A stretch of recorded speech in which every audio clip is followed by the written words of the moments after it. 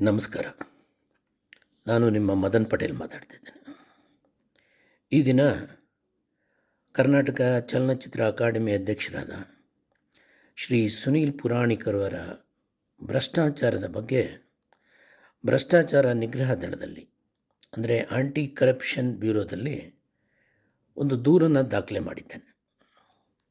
ಅವರ ಭ್ರಷ್ಟಾಚಾರ ಕುರಿತಂತೆ ಈ ಹಿಂದೆ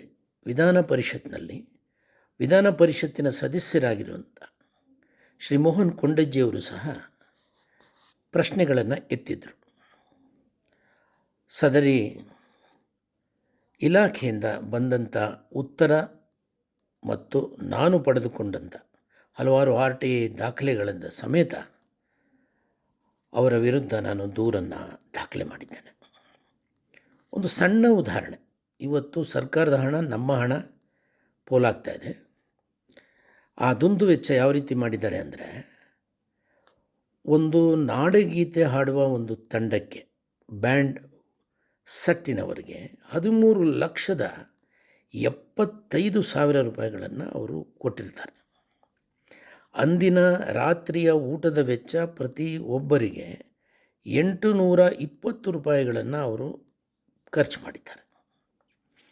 1918-19 ಸಾಲಿನಲ್ಲಿ ಅಧ್ಯಕ್ಷರಾಗಿದ್ದಂಥ ಶ್ರೀ ನಾಗತಿಹಳ್ಳಿ ಚಂದ್ರಶೇಖರ್ ಅವರು ಬೆಂಗಳೂರು ಅಂತಾರಾಷ್ಟ್ರೀಯ ಸಿನಿಮೋತ್ಸವದ ಸಮಾರೋಪ ಸಮಾರಂಭಕ್ಕೆ ಕೇವಲ 8,30,000 ರೂಪಾಯಿಗಳನ್ನು ವೆಚ್ಚ ಮಾಡಿದರೆ, ಸನ್ಮಾನ್ಯ ಶ್ರೀ ಸುನೀಲ್ ಪುರಾಣಿಕರವರು 1919 ಮತ್ತು 20 ಸಾಲಿನ ಸಿನಿಮೋತ್ಸವಕ್ಕೆ 70,80,000ಕ್ಕೂ ಹೆಚ್ಚು ಹಣವನ್ನು ಅವರು ವೆಚ್ಚ ಮಾಡ್ತಾರೆ. ಒಟ್ಟಾರೆ ಈ ಬೆಂಗಳೂರು ಅಂತಾರಾಷ್ಟ್ರೀಯ ಸಿನಿಮೋತ್ಸವಕ್ಕೆ ನಾಗತಿಹಳ್ಳಿ ಚಂದ್ರಶೇಖರ್ ಅವರ ಅಧ್ಯಕ್ಷತೆಯಲ್ಲಿ 2018-19 ಸಾಲಿನಲ್ಲಿ 4 ಕೋಟಿ ವೆಚ್ಚ ಮಾಡಿದರೆ, ಸುನೀಲ್ ಪುರಾಣಿಕರವರ 1919-20 ಸಾಲಿನಲ್ಲಿ 8 ಕೋಟಿ ವೆಚ್ಚವನ್ನು ಮಾಡ್ತಾರೆ.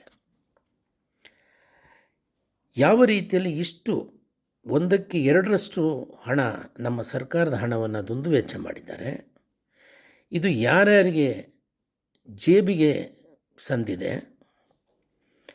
ಇದಕ್ಕೆ ಸುನೀಲ್ ಪುರಾಣಿಕರವರು ಉತ್ತರ ಕೊಡಬೇಕು.